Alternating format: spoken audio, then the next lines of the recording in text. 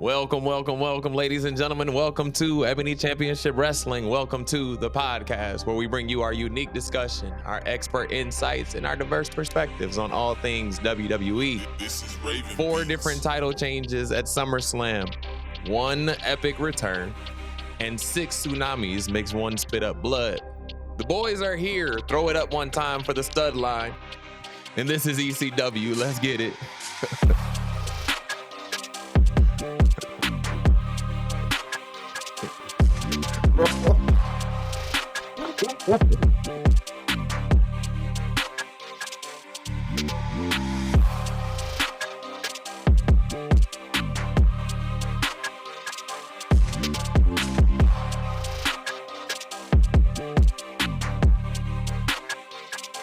Welcome, ladies and gentlemen, and wrestling fans across the globe. This is Ebony Championship Wrestling, and I am the Jackie Miles, your final host, and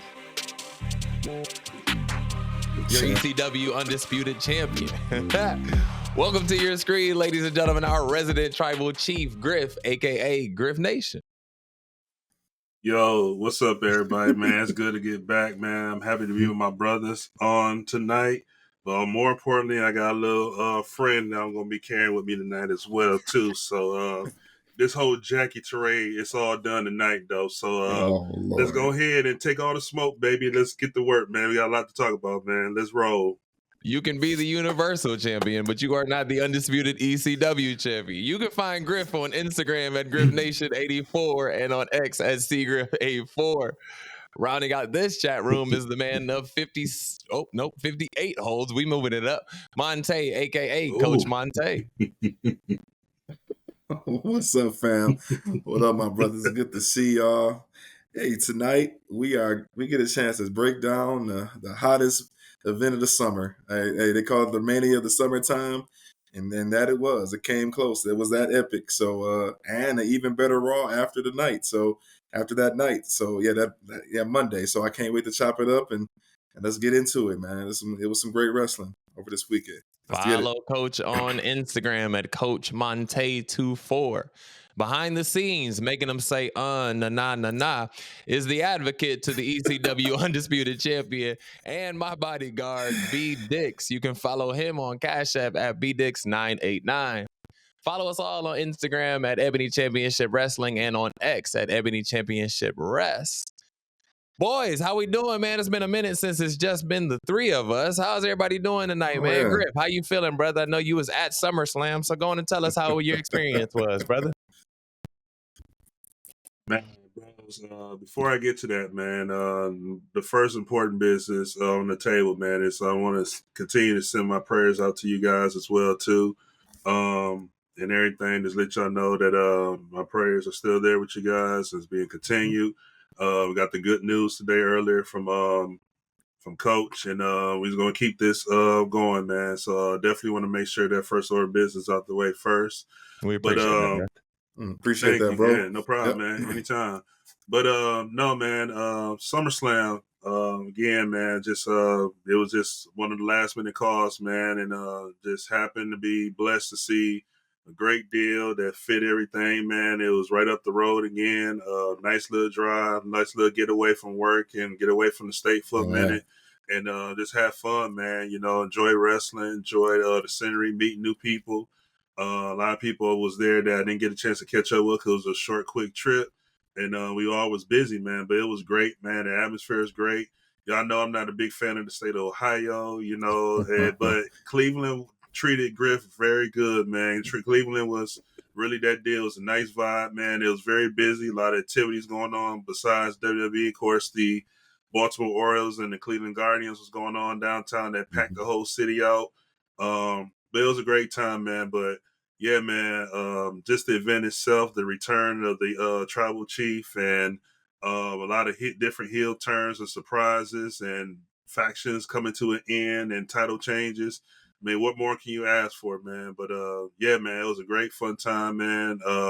It's in the rearview mirror now, man. Now I'm just waiting to sit down and talk everything with you guys and get y'all perspectives and also y'all reactions to the event itself, sitting back and watching the PLE on Saturday night. Indeed, it was a good time, brother. We had a Oh good yeah, time over here chilling and stuff, Yeah. but you were there in person, so I know you had a good that's for time the as well. picks. Right, right. We Yeah, appreciate you sending all the appreciate pics the and picks, brothers. Yeah, absolutely. Coach, what's going on, my Oh brother? I know we going man. through some stuff as a family right now, but prayers up and all those good Oh things. yeah, But how you Yeah. feeling, man. brother? Feeling good. Other than that, we're hey doing good, man. Pushing on. Busy time of the year for me. First week in August is training camp, so the school I'm at is in day 2. So my days are now full of. I'm actually off this week, so I'm actually just in football mode and in your niece mode and in your sister-in-law mode. You know the way that goes. So other than That's that, how it is. so this is a great break to see y'all tonight and to get in here and talk about what a great epic SummerSlam it was. One of the best shows. Obviously, they keep setting the bar, but yeah, it's good. It was good to watch that with you and the wise man and kick it like we used to, all in the same spot as it happened. To witness the epic return of the only tribal chief. But yeah, it's good to see you. Good to be back. I'm busy, but ain't no place I'd rather be right now than having recording this session with you guys, man, and sharing it with the ECW family for sure. All right, let's go ahead and jump on there, boys. As SummerSlam, as you guys alluded Yeah, to, was an epic show. Probably top 2 of the year, I would say so far. And let's start easily. with Yeah. the return of the summer. The original tribal chief has returned and is finally getting the babyface pop that the big dog so deserves. What was your reaction when Roman Reigns' music hit, Griff? Obviously, you're in the Yeah. space, so your reaction was going to be a little different than ours. What was your reaction?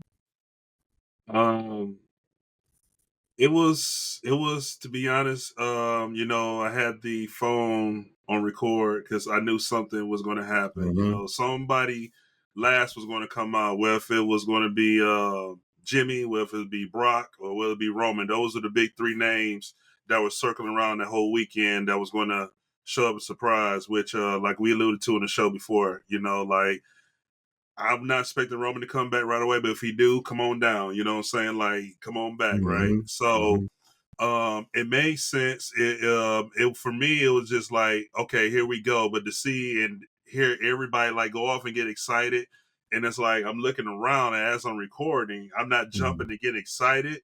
I'm more looking like these were the people that was against Roman. These were the people that were saying "F you, Roman." These were the people that were like, "Man, Yep. we Yep. like get him off the screen, like get the belt off of him." And now they're crying in tears. They're jumping for joy. They're throwing up the ones now, and I'm looking like, see, this is what Rikishi is talking about. And he said it in his podcast. He said, when that MF and Roman Reigns coming back, y'all better have an army truck full of money because he gonna be money. Right when that happened, That's his true. gear goes on sale. He got a belt, goes on sale. That technically really sold out 1,316 belts for 1,316 days. But the pop was great. It was a very loud pop. My only thing and my only critique, and no dirt sheet, no podcast, nobody never mentioned this, and I'm going to be the first one to mention this. I think the pop would have been louder if Jacob didn't get hurt, because to see Roman and Jacob face off and Jacob receive the spear from Roman, that pop would have been insane, because Jacob could sell anything that, just how he is. But the face off between Roman and Jacob, I think was going to happen. But I think there was an audible call, and so kudos to Solo, because Solo pretty much like went with the flow like nothing didn't happen and continued the match. And I don't think he get credit for that. But I think that was going to be a Jacob and Roman moment if Jacob didn't get hurt coming out that top rope. But as far as the pop and the return, it was exciting. I loved it. The fans were great. They were happy. Everybody went home happy just to see that. Mm. I was surprised, honestly, because what we said last week, we are good if he shows up. We are good if he doesn't. And Yeah. our thinking was the storyline is good because our bloodline bros are cooking right now. So it could have ended by them just kicking Cody's ass and let that be done. Obviously, it would have been anticlimactic. Fans would have went home sad. Opposite of what you just said, Griff. But for the pure fan, yeah, that was the night, the moment of the night easily. Happy to see him. Obviously, he had to come back and get it, set the precedent for this next half of the year. And so why not? Nothing needed to be said. He came in, did what he had to do, punched out Solo, and we know that's the first order of business for him reestablishing himself and obviously the OTC. Good job, Jackie. I didn't. I don't know. I had a dumb moment. I don't know. I don't know. I was saying over the counter or, on the cabinet or on the, but so Jackie said it first. Oh He said, Lord. well, only tribal chief or original, Original and tribal then chief. of course, Jackie Redmond confirmed that on the post show after. So I'm sure this is Griff after you leaving the stadium. So we did see Jackie in all of her glory and all of her beauty. So yeah, that's Thank you, another way to go. Jackie. Yeah. So thank you, Jackie, for the dress. Thank you. But yeah, back to Roman. I'm happy to see him. Let's slow burn this. He's obviously appearing on SmackDown Friday. I want to see where they're going to go with the storyline. Great. But me as a fan, cool with it. Like, okay, let's go. I'm even more intrigued, guys. Let's get it before I get it to you, Jackie. It could be, I don't know, it could be as a fan, a Roman and Cody 3, down the road, like, hey, I didn't forget about it, but they want to make a trilogy out of every major feud because they're now comparing this feud up there with the likes of The Rock and Stone Cold. They're now with two baby faces now that are back, so now they're gonna have to, make that, kind of make that move, and how they're gonna operate with two hot baby faces in the same space. But yeah, man, I'm cool, man. Everything was good. The pop, the pop was great. Like I said, it would have been louder. I see your point, Griff. But it was everything that he deserves. It's the pop that he deserved. What, when they tried to make him the major baby face? How many years ago? 9 years ago? So that was a moment in time. So when they first tried to make him the face of the company. So I'm happy for him. And now let's see what he does with his new run. What you Can think? I say something real quick before you go, Jackie? Mm-hmm. I think the biggest takeaway too, and I'm gonna come Mm-hmm. back and we talked about last week about the surprise Roman coming. The way he walked out, he just was just like, okay, I'm just looking around. He was so smooth with it. You Yeah, it could was just cool. tell, but he gave the commentaries like Cole and them time, like, yo, who is he coming after? Like, is he coming for Cody? He's coming for Solo? Like, who is he really coming for? But the way he just walked out there, he wasn't in no rush. He didn't give away like what he was doing. But this is the first time in 4 years, fellas, we seen Roman come out without a belt and without a wise man. That's another thing that kind of I couldn't say I was so excited and everything because I was just like in the moment, like, man, this is like for real. We never seen this dude walk out solo since dang near 2019, early 2020. But real quick, I want to say this too to Coach's point when he said earlier about how we talked about last week. We wasn't expecting or kind of surprised and things. I think what changed the game was SmackDown when they announced Bloodline rules because last week there was no Bloodline rules. Bloodline rules now said, okay, possibly Roman coming back, possibly this person's coming through now because now it just opened up the door for them to interfere. But if it was just a regular match, it probably won't do it. But WWE did a great job because they knew it was for me money and they wanted to send people happy home because everybody wanted Roman. That's the biggest thing of the night. We want Roman. You guys said a couple of things there that I wanted to hit on. Number one, obviously Roman coming back is huge for the company itself. And I think just the way that Raw was last night, Monday night, was felt different for me. I don't know why, but it felt fast paced. There was a lot to digest, and every segment built off of the previous segment, and it was really good. And I foresee, or I hope at least, that SmackDown follows the same route because SmackDown wasn't as good last week. Maybe because it was a go-home show, but it just wasn't as good. But now you have Roman coming back who's on fire as it is. You have Cody who's on fire as it is. The Bloodline themselves, be it the Temu Bloodline as people have called them, they are still on fire, you know, one way or the other. To that point, though, I don't think Mhm. Jacob Fatu's injury was actually real. I think it was to Work. keep him. Oh, it was the I greatest think sell it. job ever. I think it Yeah. was to keep him away from Roman Yeah. because once he finally is like a central figure of the show, Jacob Fatu himself, he's gonna be just as big as Roman, if not bigger to an extent.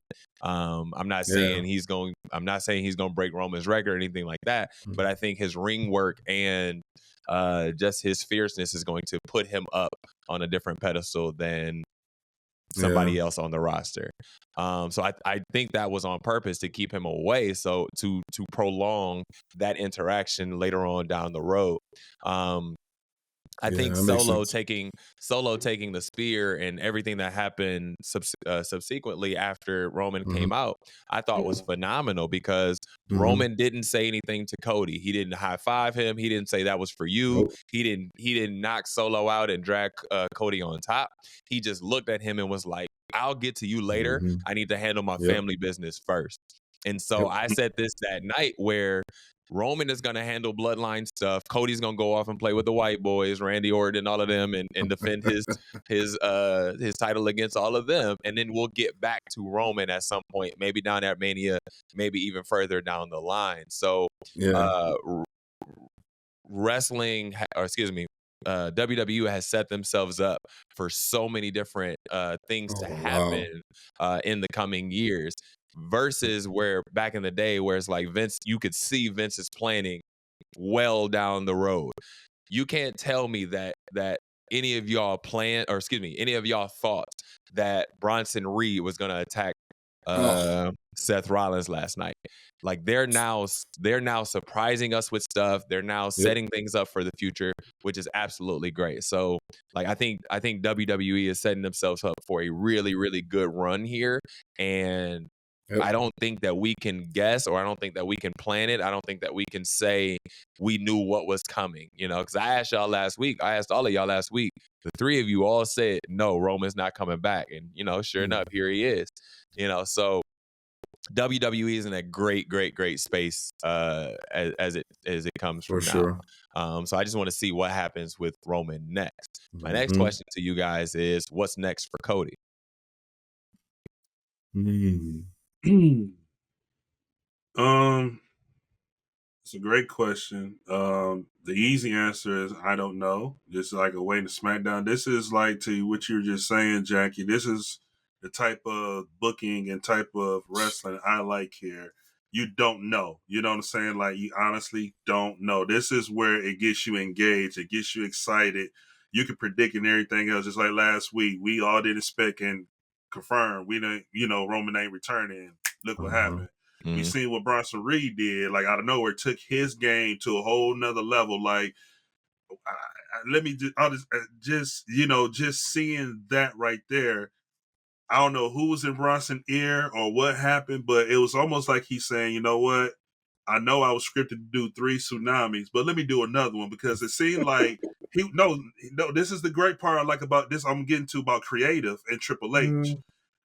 It seemed like Bronson saying, yo, I know I was going to do 3, but I got to do 4 because the crowd is behind this. I'm expecting this. And the more he kept doing it, it was like they were saying, more, more, more, more. They didn't care about Seth. They said, hey, you had your title reign. You did your job with CM Punk and Drew. Like, what's next? And Mhm. next we're seeing, okay, we got Bronson coming down. But back to Cody, this one I don't know. It's one side of me saying he's not done with the bloodline business. I mean, he's done, but I don't think the bloodline might be done with him. But then there's the other side saying, I don't know, like who will be next because all your main heavy hitters. You see, Randy is shifted to Raw because he's going after Gunther now. I can't say nothing about KO. You know what I'm saying? I think the way KO is acting, KO still wants to keep fighting the bloodline and the Tongas. I don't know who's next. I mean, AJ Styles had his shot. I don't know who'll be the next main guy, but it could be someone that, we not least expected. I wish Bobby was still around because Bobby would have been the next good competitor, next title reign up for him. But in this case, that's a great question. I don't know. I technically want to say I could see Roman down the line, but I believe Roman is definitely going to take care of his bloodline business first and then come back to Cody later. I'm trying to think if they can conjure up something for him to go over there to Germany. I just don't know who is worthy enough to really go over there with him. The only storyline that I could possibly see is maybe KO getting pissed off, maybe one more heel run for to give Cody somebody else to take care of until he gets to Randy, because I do believe that Randy and Cody will hook up after he loses to Gunther end of the month in Germany. So I'm thinking some shenanigans with KO, or to Griff's point, somebody who Triple H is thinking that we'll never see coming, compared similar to Bronson Reed. So I would like you said, hey Jackie, you gonna go over there and mess with the white boys? I'm thinking, hey, my first guess is, hey, get a little storyline with KO saying, hey, I got tired of fighting for you when we can never get over the, hey, I don't know what angle they could possibly do, but hey, I've always loved KO better as a heel. So give me one more heel run from him before he retires. Who knows? That's my gut. Okay. I got Mello in mind. He took a loss on Andrade, but Mello would be a good, rising up, to fill in. I mean, SmackDown really don't have no big heavy hitters that come to mind off top, like, Raw would. This was like a Raw situation. There's a list, but SmackDown is kind of challenging. The only person that come to my mind would be Andrade or Mello, but Andrade is a speed champion, I They believe. putting on, and then they putting on some bangers low key. They got a little Yeah. rivalry brewing, with them two. I think, you know what? I just thought about it because this happened on SmackDown. Yeah, Don't be surprised if Santos step in this equation right now either, yeah, that's true. because he literally got on he his going group. after he going He after going LA after Knight. LA Knight. Yeah. Yeah, he going after LA Knight. Yeah. That's right. But you guys are thinking inside the box, and you're putting yourselves only on SmackDown, where it's very clear that the brand rules don't matter anymore, because Randy Orton went over to Raw. Oh, Randy Orton, last night, he broke all that. and Austin Theory and Grayson Waller went over to Raw last night. So it's not. That's true. Yes, I agree, Brian. It's definitely Baron Corbin. But it's not. So let's you don't have to think, all SmackDown. You don't have to think only the people that are on the screen right now. There are some people who probably haven't returned yet that may pop up on Cody. So don't box yourselves in just thinking about SmackDown. On the other side of that, the other side of that question is the tag team champions now, Fatu and Tama Tonga, excuse me. And was this right decision to put the tag team straps on these two gentlemen in the bloodline? What do you guys think, Coach? Ratings. That's all I can think about. Let's just keep it. We keep it in the buck. We said it the other night, Jackie. Hey, that was a 29-day reign. Yeah. For them, like, obviously transitional champions in this case. Hey, there's that small NXT, crew that's remained loyal to DIY. I don't think it's fully crossed over totally to the WWE main roster and universe just yet. So let's give them more time to, to chase and work toward it. Build it up. But yeah, you gotta put them on money makers and eyes to the product. Obviously, they're moving back to USA and all of that. So hey, Bloodline has to have belts. Period. We've known that over the last 4 years. So I'm happy. Jacob Fatu is a draw in itself. Hopefully, like I said, Jack, I'm with you. Hopefully, this is the greatest sale ever. In the history of the business. To where he can still compete, so they won't have to vacate them boys. But absolutely, to answer your question, absolutely the right call. Not for me. Griff? Yeah, it's definitely the right call. And kudos to my boy Big Pat, because, he's a big follower of Jacob and everything. And we had a discussion. One thing he mentioned was that he knew Jacob for a long time. And one thing Jacob is really good at is selling a lot of injuries, and like he's hurt. So until there's official wording from WWE, which is now Tuesday going on Wednesday, and this happened on Saturday, there's no official Yeah. word. So therefore, this could be definitely a work for sure. But no, this was great because that bloodline needs heat, and putting the belts on them, you put more eyes, more attention, and more graps on them as well. You got to keep the heat going. Otherwise, what's the point of having this bloodline and you having title matches and you losing? You know what I'm saying? So you got to have something to carry, some type of heat, some kind of thing going on to keep your faction and keeping this group like going and being tough knocks. Now they're gonna be hard to beat and defeat.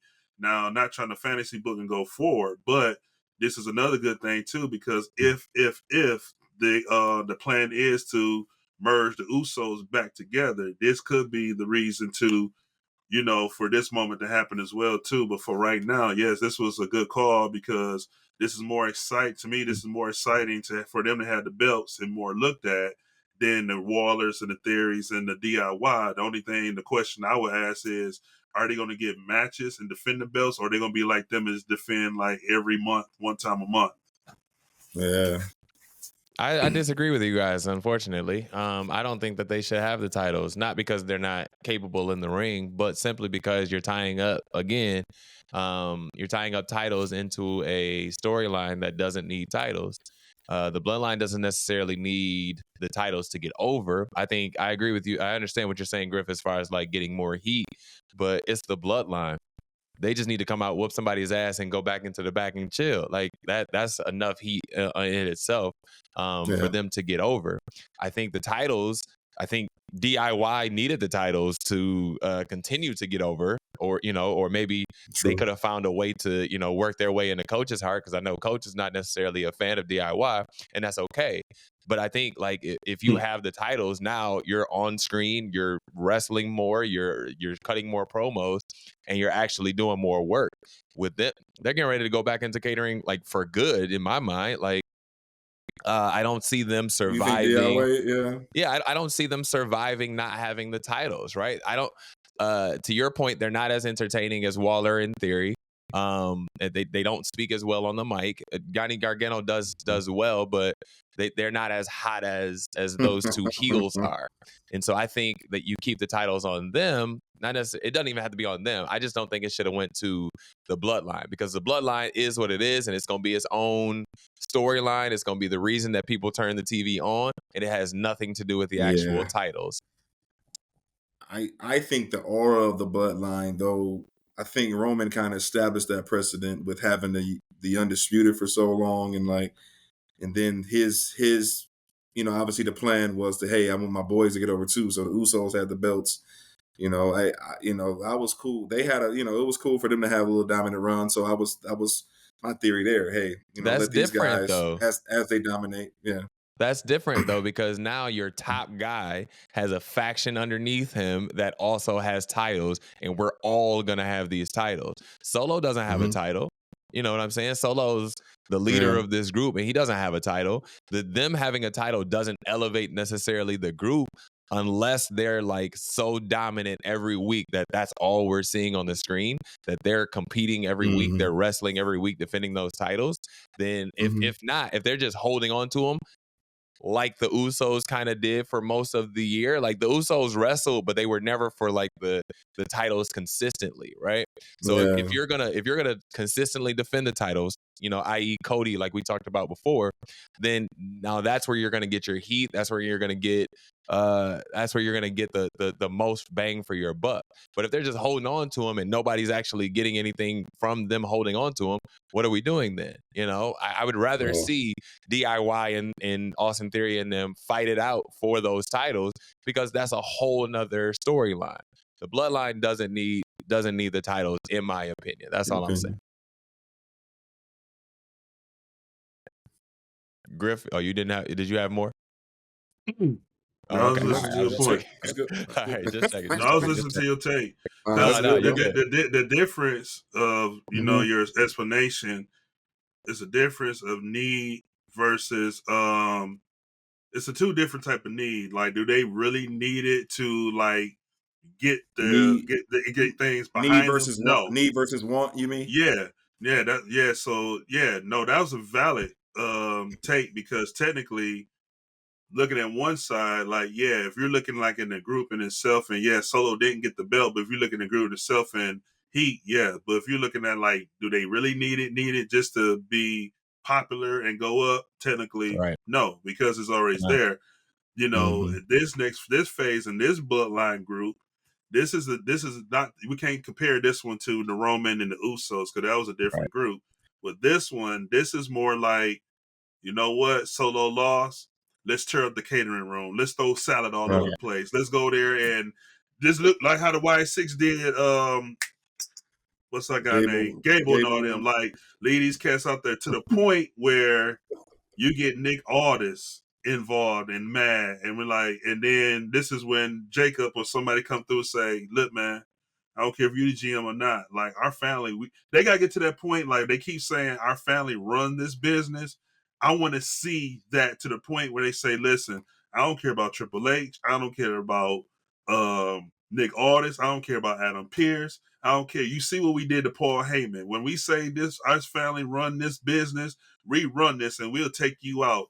That's that next step level for this bloodline. I'm looking more at. They're looking like, it's like watching the cartoon. You know how you had the good guy, then all of a sudden the spell go on this, and they turn bad. That's the one we need from this bloodline.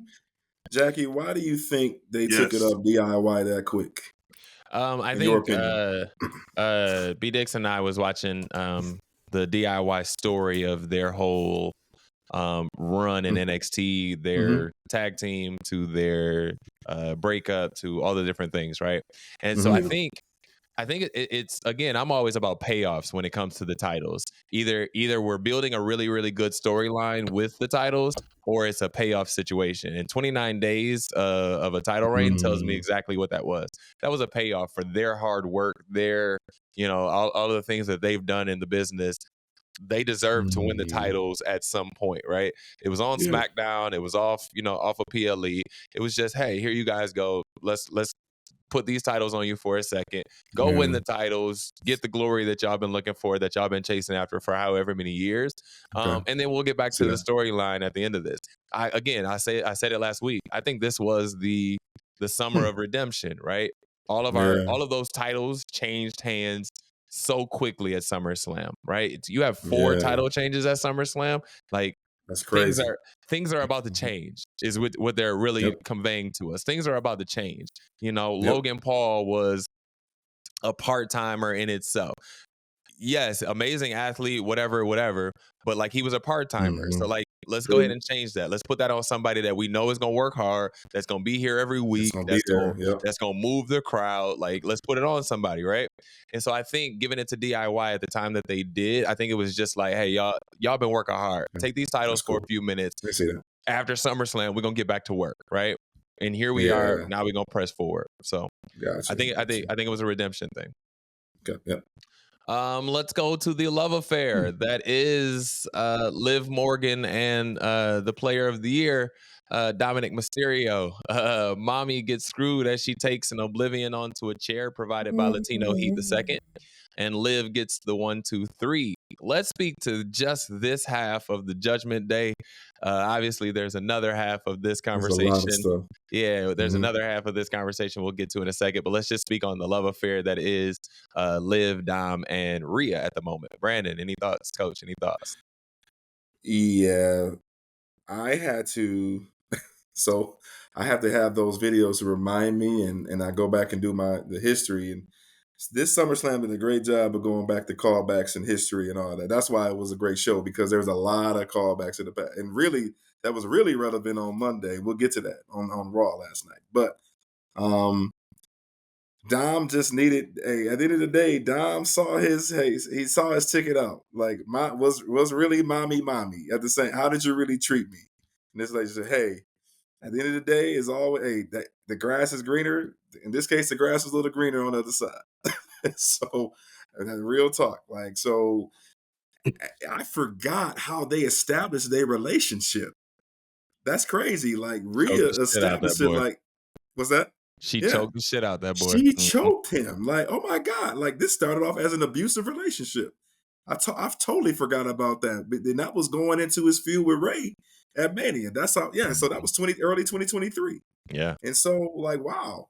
Okay. So with that factor, I'm like, okay. So yeah, and Liv basically they said Liv came in there loving on him, right? The way, hey, this is not the way the women is supposed to treat you. Like, hey, when I tell you I'm gonna go ahead and burn everything that Rhea Ripley stood for, like I'm gonna burn everything, I'm gonna take everything away from her, and that means you. But in the midst of that, I honestly believe that it was started off. She wanted to use him as a pawn to start off, but but eventually bloomed into something else, which made the story the banger it is today. And so yeah, so I had to go back and do my history. Like, damn, Rhea, at the end of the day, Rhea probably was a villain. Dom cashed out. Made him the player of the year. I'm talking about no. Started off as a villain. Nope. I'm going back to the beginning. She been the villain the whole time. Rhea been the villain the whole time. Sorry, Okay, right. keep going. Sorry. No. That's what I'm saying. Start as the villain.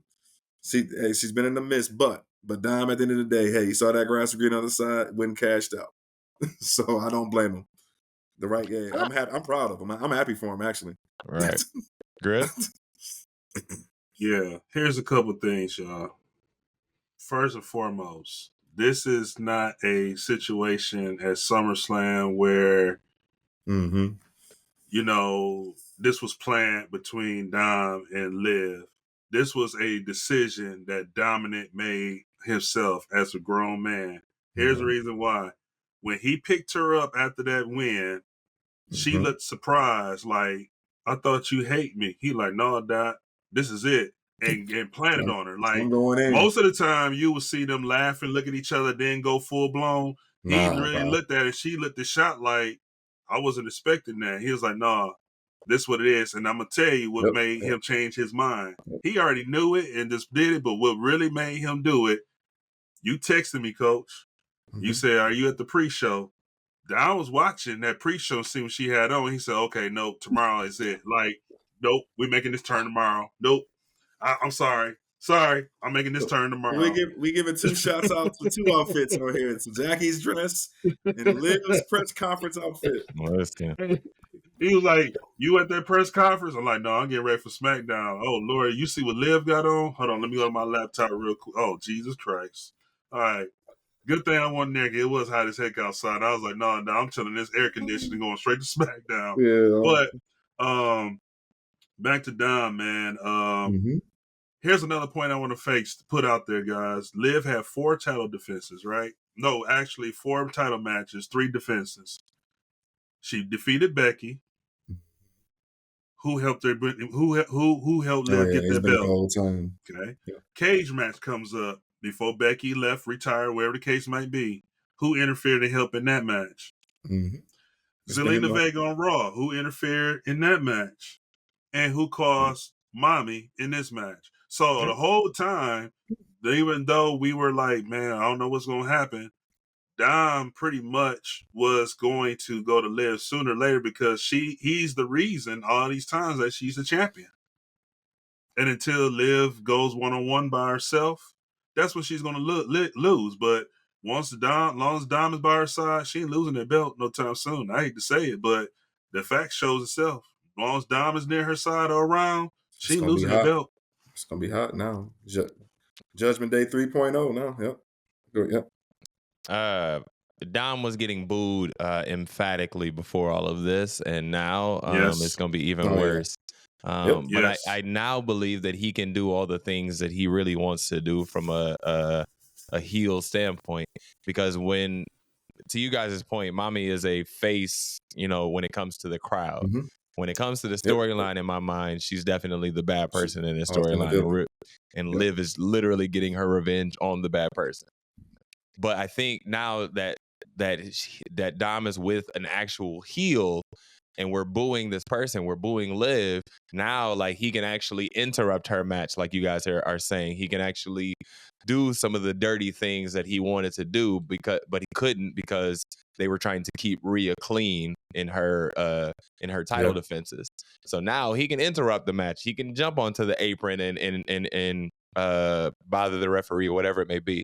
So it's I think Yep. it's going to escalate and take off even more for both of them, not just Liv, but also for Dom as well. Yeah. Which is Yeah. why she's gonna hold the title a whole lot longer than we anticipated. So Yeah. Mhm. Hopefully, like she can actually like put on some wrestling matches and not just Yeah, I hope so. have these interferences. Yes, Mhm. I but hope actually, so. but actually put on Yeah, some good matches. You know, Zelina Vega was good for her. I see like people like Candice LeRae would be good for her right now. Like maybe Mhm. like when you're done with Rhea and y'all like separate for a second, it may not be completely over, but when y'all separate for a second, Candice LeRae is out there. She would be a good title defense if you ever thought about it, but that's just me. Mhm. Let's Go not ahead, Griff. forget, y'all, because I know we talked about Raw and SmackDown. Let's not forget, the Queen is coming out the hive real soon, and she could appear on Raw, which I believe she's going to come to Raw and leave SmackDown. That's just my opinion. Yeah. But, you know, I just got to keep reminding, let's not forget that she's going to be lurking and coming out that hive real soon, too. And boy, look out. Matter of fact, did you see what she put on her Instagram today? Mm-mm. She Well, talked about how thick Charlotte she was. got. Yes, she did. That's full caption. I gotta see Yes, that. she did. I said, She's okay, Queen. listen, I have and always will defend my queen, but she is 100% the woman of 1,000 faces from Game of Thrones. Whole nother conversation. We'll get to that later on. So where does the Judgment Day go from here? Let's Oh, get to talking. Finn Balor takes Gunther's bro. leg and places it on the rope, assisting Gunther to the win. We'll get to Gunther in just a second, but assisting Gunther to the win over the bisexual Undertaker. I immediately speculated that Finn would be joining Imperium. I said that immediately, but then like a couple seconds later, I was like, nah, that's not gonna happen. But now we see that Finn has kept the band together, adding Liv to the family, keeping Carlito inside the family. What do you guys say of Judgment Day 3.0? Griff, let's start with you. That's Griff. why. That's Go ahead, why coach. the Go ahead, key. coach. Go ahead. No, I'm saying no. This is one. This is what I'm talking about when I was talking about the callbacks. This is why he took the key, and I forgot that. How crazy we forget last year SummerSlam that it was Damien that caused Finn. How did I forget? Yep. And I seen that, and I just got up out of my chair like, oh my god! Immediately, like, wow, that shit. How did I forget? So it everything. This was makes this more credible and intriguing because it all makes sense. And Finn is well within his right to do what he did. Now, I am totally behind the move. Like, okay, great. We understand from the schematics of the wrestling business of yes, how we're truly going to release the Rhea and Damien as faces. So yes, this had to happen. But from a storyline, this guy, this is a great story for them to to put on that one-on-one match. It might. I was reading out there that WrestleMania. This can't wait for WrestleMania. This probably needs to be done at Bad Blood. So hey, let these guys go at it a lot sooner. But I am very happy for Finn. That's why he took the key. I thought I thought he took the key for obvious other reasons, but I guess we'll take that one. But yeah, he basically helped Liv implode this version of the Judgment Day to make it his own. He's well within it, man. Hey, this dude's been paying his dues. He said I sat back for a year without saying nothing to let you talk to us like shit, and you getting everything you deserve. And then he bringing his boy with him, like JD, JD, as annoying as he was, like, okay, all right, so now you have a right to be cocky. I get it. Now for the first time, I got behind JD like, oh, okay. Yes, he treated you like shit too. So you got every right in the world to be to say to spit your fire at him. Decent promos promoting the match. Of course, I knew it was gonna be a screwy finish, but I like where this is going because hey, hey, Finn is reestablishing his faction, and guys, it puts him back up at the top, and he's finally getting the credibility that he deserves. So I'm happy to see it. And then of course, Liv and Dom with with their relationship. So I love the new mix. Yeah, what you think, Griff? Friday night when SmackDown went off air, there was a dart match. Rey Mysterio, Jey Uso, Miz and R-Truth against the Judgment Day. I told the person next to me when the Judgment Day arrived, Dane got a big pop as the face. The rest were heels. And I said, everybody either got to be a heel or everybody got to be a face when it comes to a faction. Yeah. I said we are in for a treat because this is going to be the last time we're going to see this Judgment Day group together of Dame, JD, Dom, and Finn. Mm-hmm. Fast forward to the beginning and opening with Dom and the turn on Liv. And right after that set, you remember, guys, after that match, there was a segment when Damian got mad and went off on Finn and popped off. Oh, yeah. Right there, I said, Finn is going to turn on Dame tonight, and Gunther's going to be the new champion. Like, that gave it away right there. Like, it had to happen. And then it started hitting me. It started making sense. Finn took the key. He didn't take the key to screw her. He took the key and covered Dominic up the whole time. So every time it was playing back, like you said, callback, everything was playing back. Every time they was looking for Dom, I was looking for him. I couldn't find him. You knew where he was at the whole time. You was playing it off like you was looking for him. And I said, it makes sense now. Yep. So this new Judgment Day is needed. I'm looking forward to it. But my question, I guess, is going to be, what is Damian and Rhea going to do? Are they going to just stick together? Or do they have plans up their sleeves and going to form a couple people join on with them too? You know what I'm saying? But for Finn to lead this faction and call it is, I'm looking forward to seeing what is going to come next, because now they're finna get a lot of heat, and now with Carlito in the way, he's going to be a comedian, but this is something different. And man, I'm looking forward. But shout out to Finn, but Liv played a little part of this too, getting this together. So yeah. I'm here for the 2.0 or for the 3.0, man. This is gonna be Finn. This is gonna be Finn's group. This is gonna be Finn's version of the Judgment Day, as there are no longer any original members of the Judgment Day involved anymore. But I also foresee him like shooting himself up to the world title picture, because now he's the head of this faction. He's no longer the second player. He's no longer the tag team guy, in this. Yes, they do have the tag team titles, but he's the focal point of said group in this. Yeah, I agree, Brian. The Prince is back. As soon as he pulled his leg, I screamed out the Prince. Because I knew, like, all right, we finally about to get a good Finn Balor out of this. So he's been doing his thing as far as the ring goes, but now we're gonna get more storyline Finn, and I'm all the way here for that. The small Easter egg I caught was when they were having a conversation in the Playhouse. The demon, there was a collage of the demon. Yeah, so it's back above there. Yeah, so I was like, okay, well. It's getting to that point. So let's bring that back too. Gunther wins his first world championship in the midst of all of this, and goes over on Damian Priest. And I don't know about you guys, but I foresee him winning multiple championships as this goes along. This is only his first, and we're like really, really impressed by what he's doing.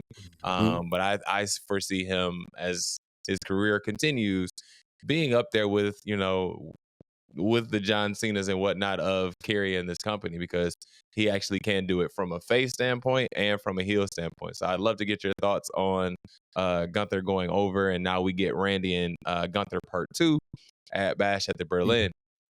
What are you guys' thoughts here? Griff, start us off. Great job by Gunther too, man, because I know his family, his mother was there. I don't know if they showed it on camera or not, man, but she was breaking out in tears, you know what I'm saying, down at ringside after he won the belt.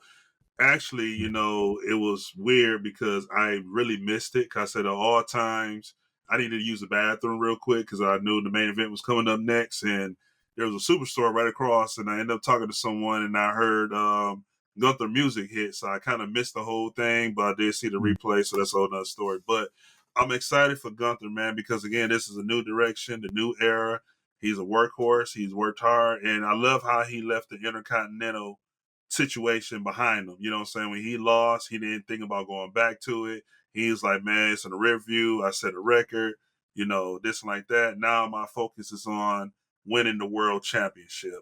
And he did exactly that. Although there was a controversial thing with the King Queen of the Ring between him and Orton, but he's rightfully deserved. And when you talk about a workhorse champion, technically the world title is the workhorse belt. Mm-hmm. So when you talk about the workhorse, like coming to work, you're upgrading your stuff, man, and putting on great caliber matches, no matter who it is, whether it's Sheamus, whether it's Seth Rollins, whether it's Damian Priest, you're putting some type of caliber matches on to go forward, man. He's very trustworthy, the company, and I'm excited to see, to your point, Jackie, when we kind of talked about this last couple of weeks, it made sense to put that strap on him going into his home country here in a couple of weeks, man. So that's definitely, to me, that's more than a payoff and a reward. That's just basically like, hey, respect. You know what I'm saying? Like, planning. You got that respect. Yeah. Yeah. Strategic planning. Yep. I shouldn't have bet against Gunther at any time, man. So this is definitely the first time I got burnt because I usually pick him. I usually do, but no, it's in the right hands. I don't think he's going to hold it as long as he held the Intercontinental, but it's going to be just as long. Still a solid reign. And they're going to have contenders step up, and they're going to put them back down. So bringing that prestige back to that, as you said, Griff, the workhorse belt. But he's getting even better in his promo game, to where he's talking he knows he's the best now, and he talks like it. And but he's been backing it up for the longest, and hey, it's definitely in the right hands.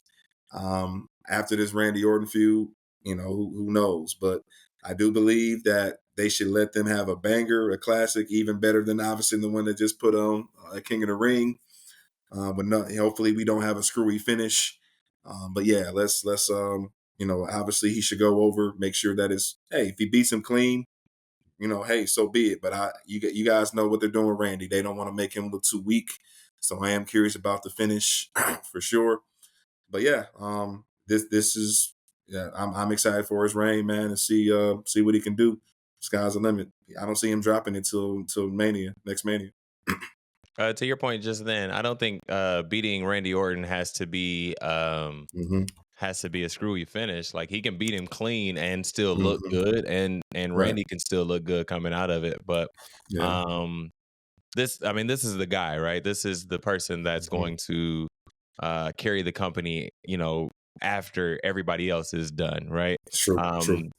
Brian and I were talking the other night about this roster and how stacked it really is, because other than like a select few of people, Kevin Owens, maybe Randy Orton to an extent, John Cena, obviously, but Seth at some point, and then I say Kevin Owens. You talking about who can retire? Yeah, they probably are going to retire within the next 5 years. But other than that, this roster is really not going to move. You're just going to add on to it unless somebody, is disgruntled and leaves, or, God forbid, somebody gets hurt. But I foresee Gunther, doing his thing for quite some time down the road here, and winning quite a few more titles.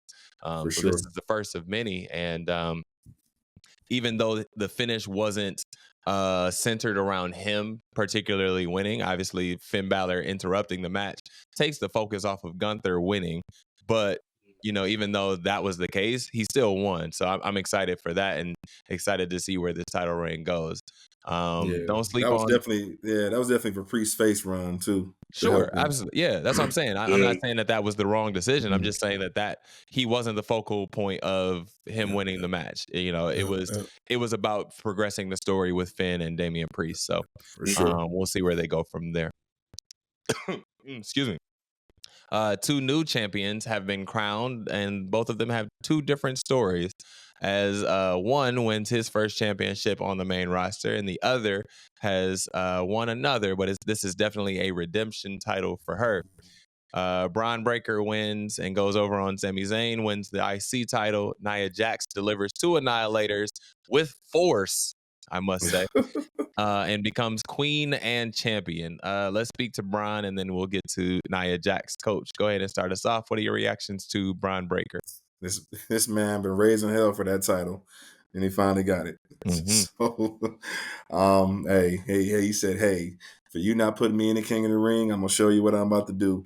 Hey, and our boy Bronson Reed just took a page out of his playbook. So hey, you can't blame him if you want to get to the top, take somebody out. Yep. But no, yeah, this is well deserved. It's a champion that's credible. I don't know how long he's gonna hold it, but I'm curious to see who's gonna be the next up. Obviously, he cut that promo last night, but maybe we're still waiting on his opponent. But I think, yeah, it was definitely the right call. We're happy. I know all three of us picked him. I know for damn sure Griff was happy to see that spear. So, but yeah, but yeah, I'm excited for this dude, man, and yeah, continue to build him. I think Jackie, to your point, I think he can be one of those guys that can go for for a world title belt and undisputed one day too. Yeah, as you said, as the future, as the future shifts to these new stars, man, it is well deserved. So yeah, let's see what Bron Breakker can do for real. Yeah, what you think, Griff? Let's not forget, although NXT is a different level than the main roster, that he did held the NXT Championship for quite a long time down there. Yeah. Let's keep that in mind. Yes, I was excited to see Sami Zayn spirit out of the building. Called it as simple. It was what it was. The thing that excited me, fellas, and I didn't play back and watch that match just yet, so I don't know if they showed it or not, but what had me excited more than anything was when he won the match. Mm-hmm. Rick and Scott Steiner were in tears, celebrating and happy. And, they were tag team champions. They never won single titles in their careers. And to see Bron win the single title on the main roster that has never been done in their family, that brought a whole different thing. And so you saw the passing of the torch, and the next generation of the Steiner bloodline really went to the next level, man. So I was very excited for Bron, and like I said, once I saw he was doing the meet and greet Sunday, I said that automatically told me he is walking out the IC title. It just made sense. Dude is hella good, man. Like I said, he's definitely a contender for the world title. Possibly after once he drops that IC title, whenever that is, But me, man, I'm not looking at seeing when or who and how. I'm just going to be in the moment and just enjoy this era of Bron Breakker, ripping and tearing and spearing cats out the building, man. I'm excited for him. Yeah, this is definitely something. This is definitely going in the right direction, is what I'll say. To your point, Griff, he held the title. He held the title twice in NXT, once as a face and once as a heel. So he definitely can work, and he's a freak athlete, obviously. So I don't know who's next, and I hopefully it's not Sami Zayn coming back. Be next. That's a fact. Hopefully it's not Sami Zayn coming back towards the title. I don't want that anymore. But let's start building up some of these young cats that are over on Raw and start giving them some shots at it and see what we can get out of this IC title. Right, same thing that Gunther did. Constantly defended every week and go from there. Oh yeah. What are our thoughts on Nia Jax winning it and winning her title? It was well deserved. I wouldn't have been mad if she didn't get it, but it was well deserved. And I can't remember my prediction. I think I may have had Bayley going over just because of the whole Tish Stratton thing. But technically, it does make sense. And I think, Jackie, you predicted that last week of the prediction show, saying that you had Nia going over, all because you kind of seen the story that was going to happen between her and Tiffany since they were gelling. And there it was, you know what I'm saying? So either way, I wouldn't have been disappointed no matter who won the match, but it was, to me, deep down, it was Nia's time. She's put in the work since she's been back. She's improved. She's been trustworthy. A lot of talent. Been happy to be around her. She's a whole different person. And then, you seen Auntie / Rock Mama ringside along with her mother sitting next to each other ringside.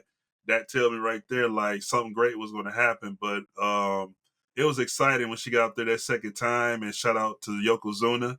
And she did that waist thing. I'm literally facing her. She's facing me. Thought she was doing this to me. Hey, I got this. And when she did that, man, I said, there's no way Bayley's going to jump and move out of that one, man. Because that second time when she did that, she put so much force on that. I'm like, there's no way. And kudos to Nia, man. I'm so happy for her, man. You know, we got a black champion, black woman Right. champion. Hey. Right. The important things here. Yeah, man. Extremely proud, man. Like I said, hey, like you, Griff, I shouldn't have went against the grain and picked against her, but I thought they were still gonna ride the Bailey wave. But hey, it looks like they're heading in the right direction with her. Good call. So, hey, she's been putting in the work since February. We talked about her. We've been raving about her all year on these episodes so far. Hey, this started at Royal Rumble Elimination Chamber. She's had a great year.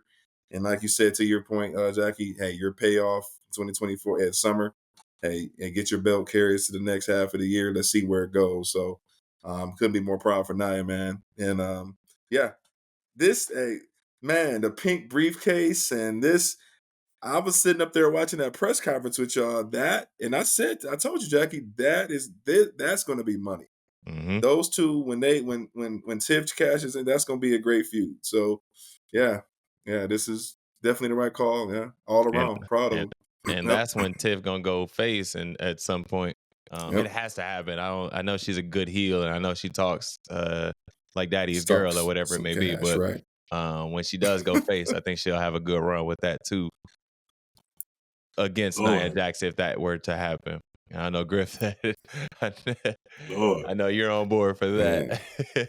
I can't wait. Thanks, Tiff. I got to take a picture with you in your new briefcase. Thank you so much. I was the first one to do that season. That's right. But I can't wait to see her in Charlotte though. The Battle of the Barbies. That's gonna be money too. Yeah. It all has a possibility to come. You know, we don't have to. It doesn't have to be this Mania, that Mania, or whatever it may be. Down the road. Yep. Go ahead, Griff. Sorry. It's gonna happen. Yeah, go ahead, Griff. No, you good, man. I was just gonna talk to Bailey, man. Like, you know, I enjoy eating a couple lemon pepper wings and Wingstop with her and talking trash about her 49ers. But, you know, this is what happened when you talk about the Lions and brag about your 49ers, you lose the belt the next day. So you're still my girl, but I got your back now. Oh my God. Nice picks for Bailey. Last topic of our recap tonight. CM Punk gets distracted and drops the ball. The 50 Cent bracelet plays a huge part in Drew getting his revenge on CM Punk. Rollins goes to sleep mid-match and allows Drew to get the low blow. We all got this one right from a prediction standpoint, but I would like to know, did this match deliver for you? Coach, start us off. Your boy. Yes. It exactly. Did. That's why I'm asking him first. It did for me because it was wildly entertaining. It's funny to me that I can't remember 27 years ago, they were doing some things and, similar to the Bret Hart match, an Undertaker match with Shawn Michaels as a guest referee. So that was cool that they brought that element in. But yeah, in all levels, you have to build, these three hate each other. So you have to continue to, of course, we knew this was going to be round one of many. So, and as we can tell, the work that they did last night in that segment, that this is far from over, and I'm here for it for sure. Let's get it. Let's continue the feud. I'm happy for Drew. He's still in possession of the bracelet, but it's like, dude, CM Punk, don't take it out of the ball. Hey, we saw Drew McIntyre take his eye off the ball, and now we see. Hey, it's funny how the way karma works, right? So now when CM Punk's focus, takes his focus elsewhere, he gets screwed. But here's the deal, and I can't wait. So let's do this. Let him finish it. Obviously, there's more junk to be talked. Obviously, bad blood they're going to end it. But man, whenever Seth Rollins gets over his internal injuries, that's where the real money is. So, to answer your question, Jackie, yep, damn sure delivered for me. Great. WWE was wise on Raw with the Bronson itself segment. For sure. And I'm gonna get to that. I'm gonna get to that 1 second. Mm-hmm. This match is no longer about Drew and CM Punk. This match is all about the doggone bracelet. This whole feud is about the bracelet. If that's all it's about, this is what's going to continue to go. So as long as Drew keep that bracelet in his possession, Punk is going to keep chasing. So now Punk is the chaser now. You know what I'm saying? Punk is healed. He's no longer injured. And for him to come back and return from this injury, to me, he did a fantastic job in that crowd and worked that match. But at the end of the day, Seth Rollins is slipped out the equation now. This is all about the bracelet and getting this bracelet from Drew McIntyre. That's just what it comes down to. But back to Seth's point, what I like what WWE did is they're teasing Seth and Punk. Oh, for sure. They came this close for knocking blows, and then all of a sudden Drew interfered. So what they're doing is we're keeping y'all intrigued to Seth and Punk, but right now it doesn't make sense to keep these three in a triple threat. Seth did his job at SummerSlam. Seth no longer is in this equation.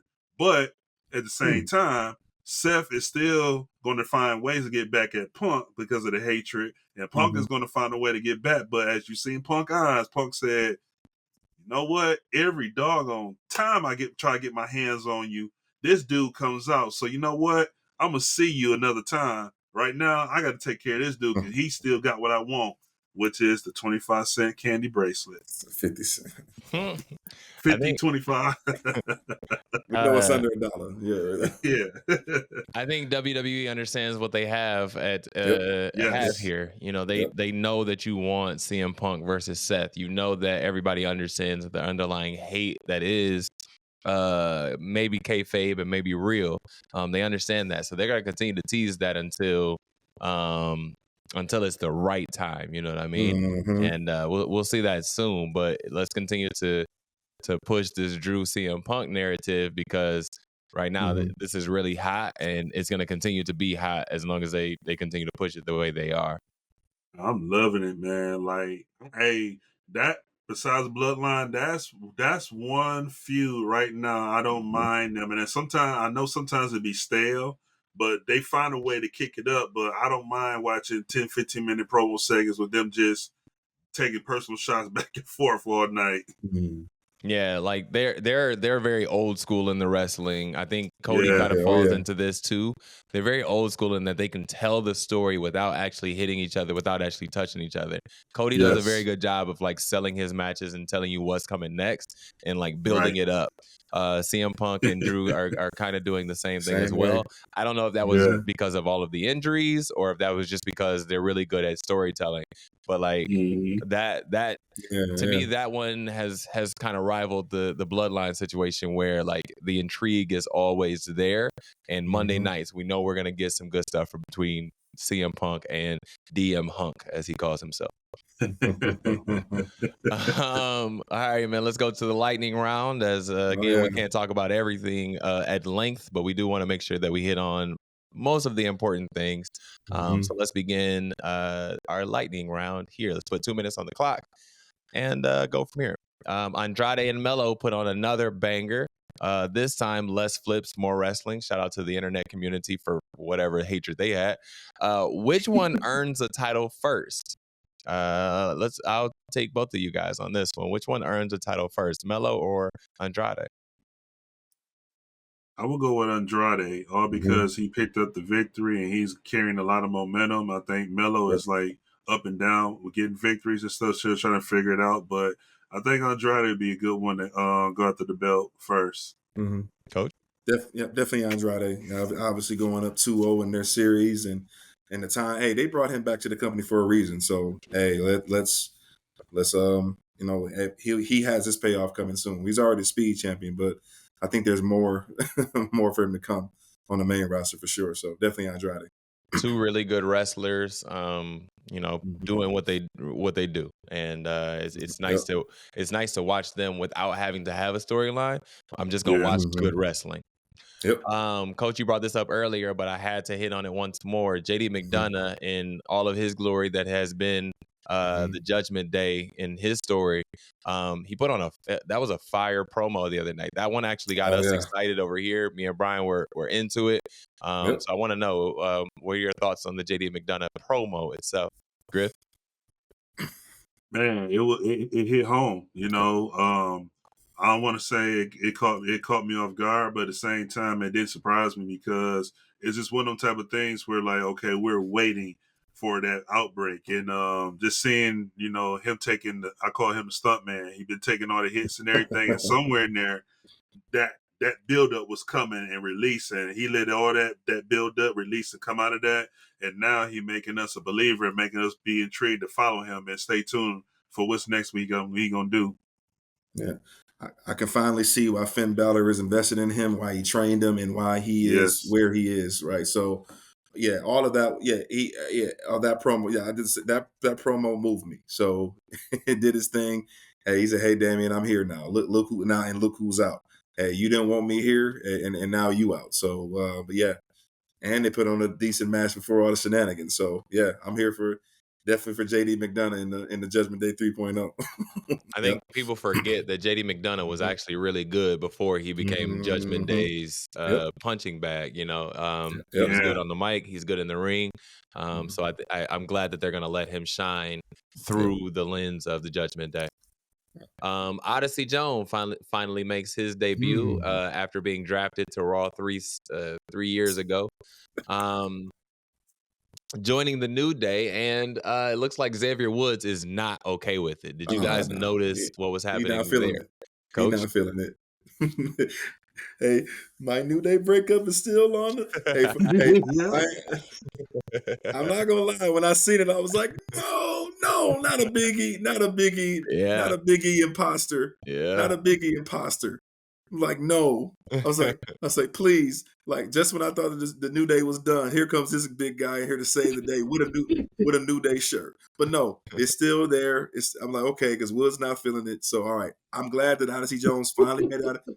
He finally made it out of catering after 3 years, and so hopefully he can contribute something with Kofi and maybe be the catalyst in the feud that's to come. So I'm still excited for that day. So. But yeah, let's get it. But I'm happy for Odyssey to finally make it up there and do work on AOP. Yeah. Griff? All I'm gonna say is this OC, right? It's good that Odyssey finally made it out of catering for 3 years, but this don't match and fit good. And I don't blame Woods not one bit to feel the way he gets. So I'm with Coach on the table somewhere. This New Day has. Wait a minute. Hold on. Okay. I know it's lightning. Jackie, we'll talk about that in a second. Did you get the video I sent you what Coffee did with the tribute to all the factions going down? Oh, yeah, that's right. He said we still Judgment Day New Day still together or something like that. Something stupid. They about to Coffee Kingston put a video tribute of all the factions that died like this whole year in that SummerSlam and put like a video vignette music to it. Dog, I was like, and then at the end he was like, all these factions that came and go, and all of us are still here 10 years later. Not for long, buddy. Yeah. This was before Odyssey Jones came, by the way. I know. Yeah, no, this is before Odyssey Jones debut, so that might change now. It's definitely changing. He's on his way out, and I'm okay with that. Bronson Reed delivers 6 tsunamis to the delight of the crowd. Seth spitting up blood and everything. Is this popping off a new feud, or was this just a drive-by to help Bronson Reed make his way up to the top? I say both. Okay. I say both. Sure, both. I definitely will say both, 100%. Shout out to Seth. You know, thanks for taking that picture, sending it to your wife, and posting it on the story. But I need something like Bronson Reed to like step their game up and make noise and make an impact. And he did exactly what he's supposed to do. Come out to the top star. Don't come out to the mediocre or the mid card. Come out to the top star and make a noise. And I'm proud of Bronson because, like I said earlier in the show, y'all, like, you know, it seemed like once the crowd got behind it and more, he kept saying, okay, another tsunami. But it was a 6-7 tsunamis. And I'm just like, yo, like, this is what we need from these young cats like this. Like, when the crowd following you, go with that stuff. And I know when he walked through that curtain, Triple H was probably right there embracing him, saying, okay, we got something here. It reminded me of when it was shock value to me. So I agree with you, Wise Man. It was shock value, and I loved it because, hey, like we said with the opening show, totally came out left field.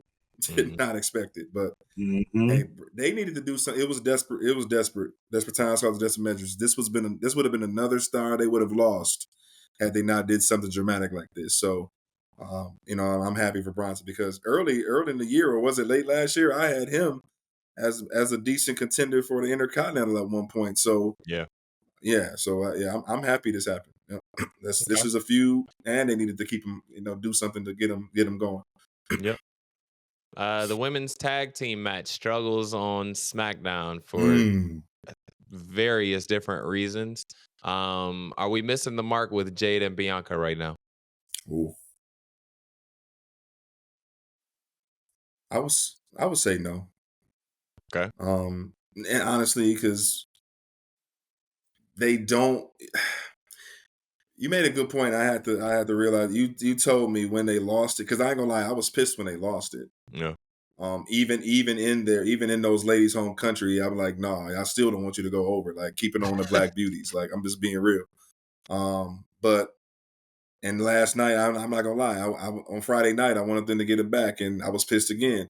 Seeing Blair Davenport. So, man, nah, I just keep them as chasers, and at all the same time, they're building. I think Griff, you mentioned it before we got on air, or new factions coming, with ladies or whatever they're doing with the women's division. Building up these teams of three.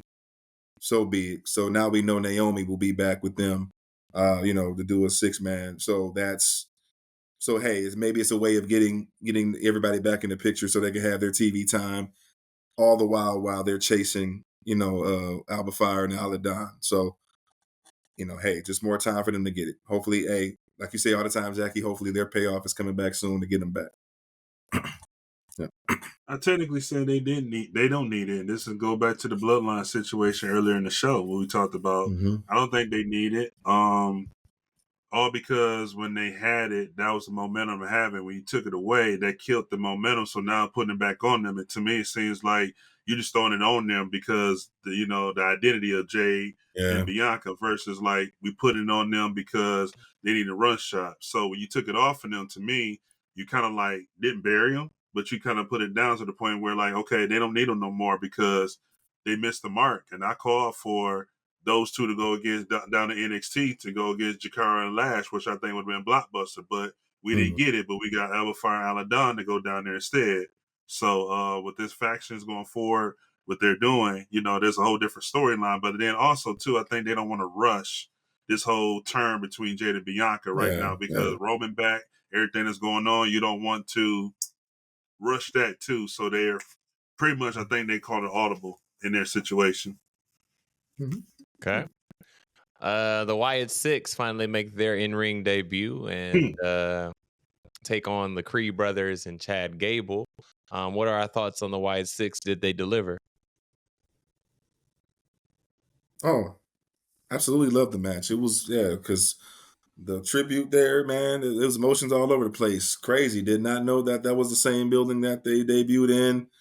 What 13? What was that? Oh, back in 11 years ago. So yeah, hey, all the feels for me. Great match. I mean, hey, the way it started out hot, those guys can still put on the show, and all the tributes to Bray and Luke Harper, and man, I enjoyed it. Great moment, man. So hey, let's let them build on this match. But it was more about the moment, letting them end this show. That was off. That's what it was about. So I enjoyed it. The one thing I want to say is Y6 are going to be here for a while. They're going to continue Mm. to put out promos. They're going to put out different creative things. But I don't want none of us to overlook how great and how phenomenal Chad Gable and the Creed Mm-hmm. brothers are going to be. And sooner or later, Ivan now is probably going to be added to this equation as well, Oh, of too. course, of And course. that's going to be that's the missing piece, to Mm-hmm. that when that time come again. We don't need her to be rushed in, but when that time come, she appears, she's going to be added to that equation because you got superb athletes that's in that group that's going to be overlooked because attention is on the Y6.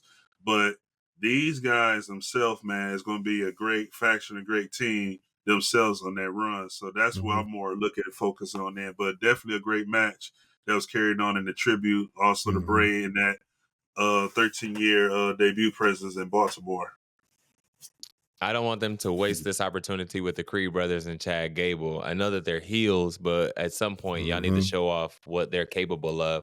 Yes. The Creed brothers are really, really good wrestlers, and I don't want them to get lost in this Wyatt Six thematic thing where we don't actually get the wrestling that we need to get from it. It was a good match. I'm not saying that it wasn't a good match, but I just think that the Creed brothers and Chad Gable being the heels, like I need to see next week. I need to see them attack. Because right now they're running afraid and they're supposed to be the heels of this, and I don't want them to get lost in that shuffle. That's a good point. Go ahead, Griff. You had something else? Oh no. I just caught myself from coughing. You good? Okay. Good point. All right, man. This was actually like a really, really fun weekend of wrestling, SmackDown aside. I know it was a go home show, and I know how BDixx feels about go home shows. He's never into them, and now I understand why. But SummerSlam, of course, did not disappoint. Did not disappoint at all. And Raw actually was really, really good. So an exciting weekend of wrestling, and I'm excited to see what's up next. Up next for us is to, obviously PLEs determine who is going to be our ECW champion. So we're going to now look at the scores from predictions, haven't from seen these matches, from all the different things. So let's go to our fantasy points. On our screen currently is your roster. These are the people you so chose to be on your teams. And let's look at the points. So I picked against Gunther and forgot I had him on the squad. How? Yeah. How? Hey. You know what? I'm finna do some University of Michigan investigation on this shit. Hold on, wait a minute here. I guarantee you, my guy Connor Stallions has nothing to do with this program over here. It is what it is. Your boy got a lot right. And y'all got a lot right as well, but I got a lot right too. So it's all right, man. Still your EC. Oh, I'm sorry. This should say and still, but it doesn't. We're talking about something else. But and still your ECW champion. Or let me hold it like Cody. Hold on. Still your ECW champion. Jackie, your guy Miles. Any adjustments that y'all want to make to your teams as we talk this through? Any adjustments that you want to make to your rosters? Mm. Don't worry, we got time if you want to. I forgot. I definitely need to make some adjustments for next episode for sure. So we'll give you some time next week to make whatever adjustments you need to make with your squad. From here, obviously, a lot has changed in the WWE landscape, so we need to also update our power rankings. So let me put that on the screen now, as those look completely different than what they were supposed to look like before. That's not it. That one there is what we have now. This is the updated one? This is our updated roster, our updated power ranking, excuse me. What needs to change? Who needs to come out? Who needs to go on? What do we think? I think the top 4 should stay for sure. Agreed. Top 4 definitely should stay. Yep, I agree. So Bailey, I think 10 can go to number 5. Bron. Yeah, bye Bailey. Are we getting rid of the rest, or do we think Damian Priest deserves to stay? Oh. If I'm arguing, I don't think that he should come completely off. I know he lost, but also I think he's on a good run. To Coach's point, Coach has been excited about him lately.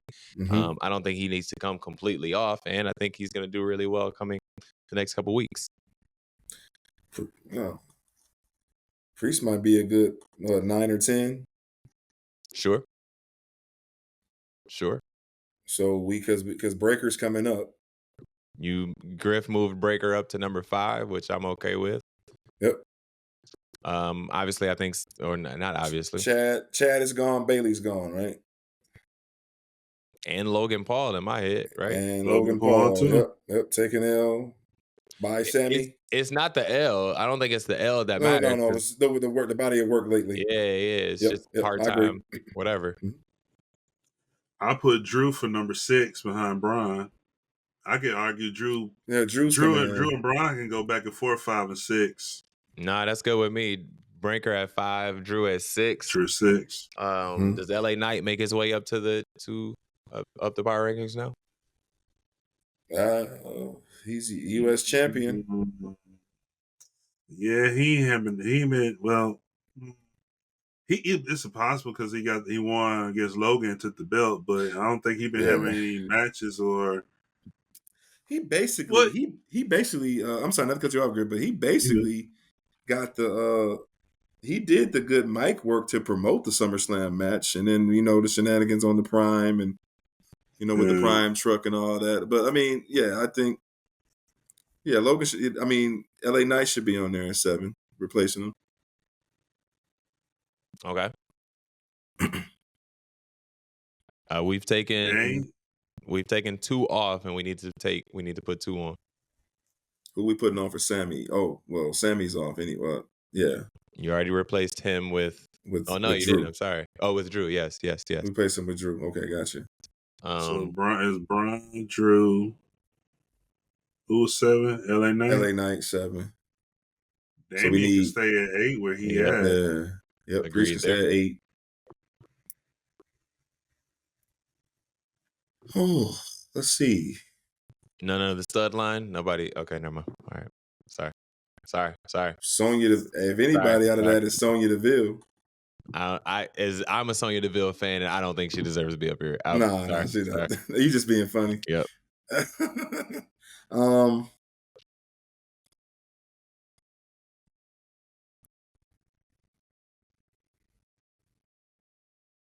Who else been putting in good singles work that was on the show? Because everybody that was on the show, we don't bring Rhea back just yet. We don't have to completely take everybody off that lost, right? If we believe that right. Bailey has done well enough to still stay in the top 10, cool. Or Sammy, or whomever. I would keep Bailey. I'll push her back to probably 9 or 10, all because she been having some crazy fire promos leading up to the SummerSlam match. That counts for credit for her, and she didn't do bad. She didn't get slaughtered with Nia. She put on a great match. Yeah, it was a good match. If Tiff didn't come out and interfere and distract that, she could have probably came out and walked out of that boy. So I keep Bailey on there. Despite she a 49er, but still my girl. Okay. I'll keep her at 9. And then we need one more.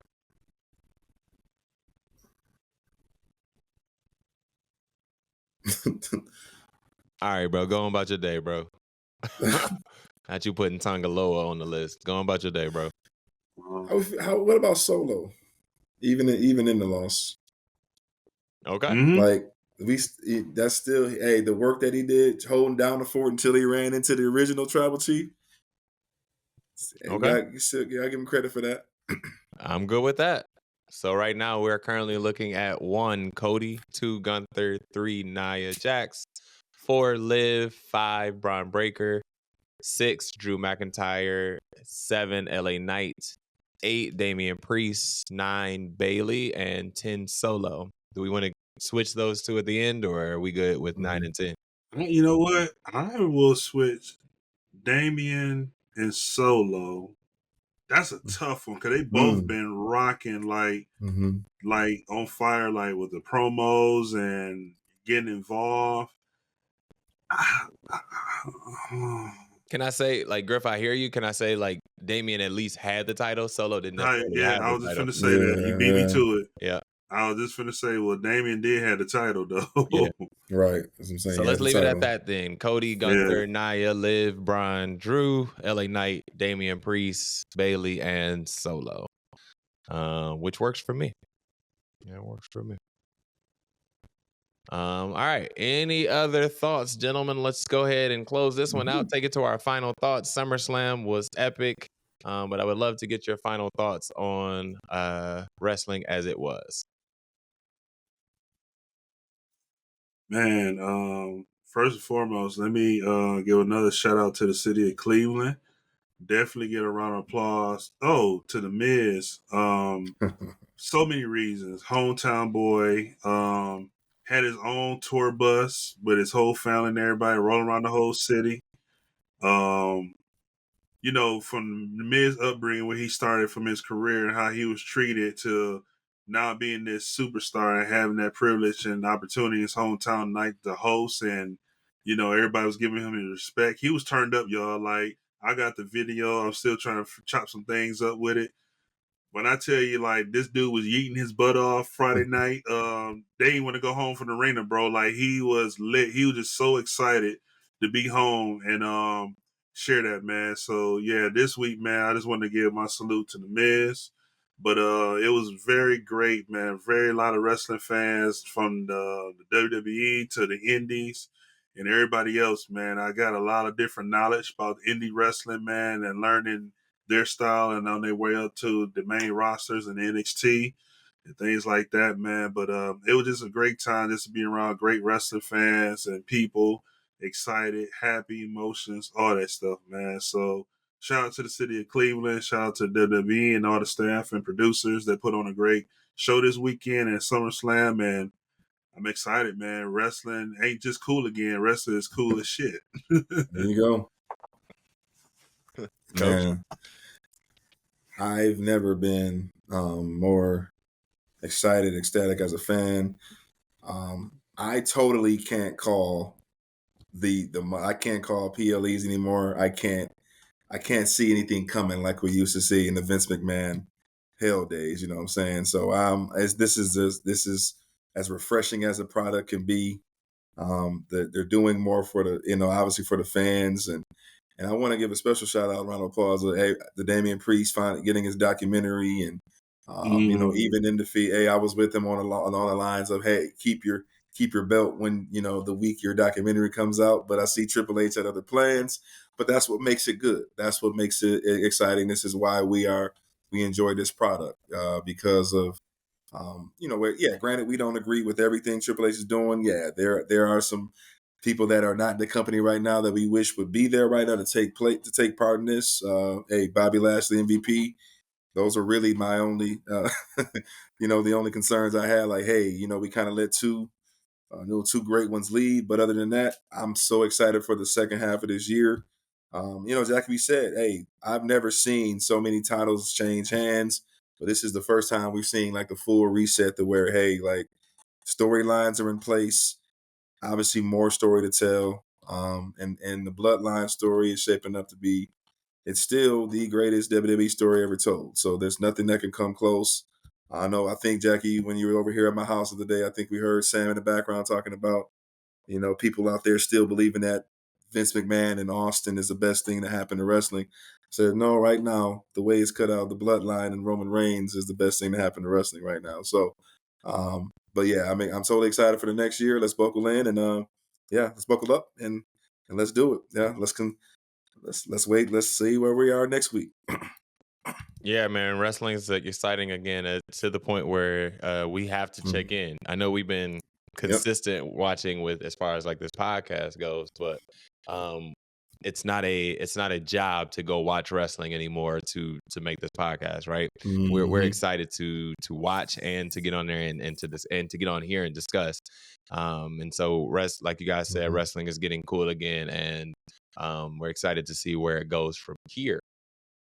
What's the next PLE? I don't even, y'all know me, I don't pay attention to Bash shit. at Berlin, August 31st. Right. Yes. Bash at Berlin at the end of this month. So exciting stuff as we move towards that and towards Bad Blood in Atlanta. We'll see what happens from there.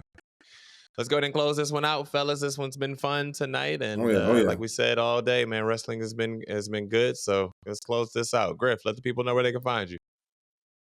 Instagram all day, Griff Nation 84, and X, formerly known as Twitter, Griff 84. Coach. All right. Yep. I end up at Coach Montay 24 on Instagram. So let's get it. Appreciate the love and support. Hit like, subscribe, and comment. You can follow me, Jackie Miles, on Instagram and on Twitter at Jackie Miles 42. Follow BDixx. He's on Cash App at BDixx989. Send him a couple dollars. You never know. Anything can help. Follow us all on Ebony Championship Wrestling on Instagram and on X at Ebony Championship Rest. Make sure you like, share, and subscribe to the channel. Hit the bell so you're notified every time that the boys hit your screen. We'll see y'all next time. This one has been fun. This is ECW signing off. But Coach, let them know. We never tapping out. Not Good one. night, y'all. We appreciate y'all. We'll see y'all next time. Peace.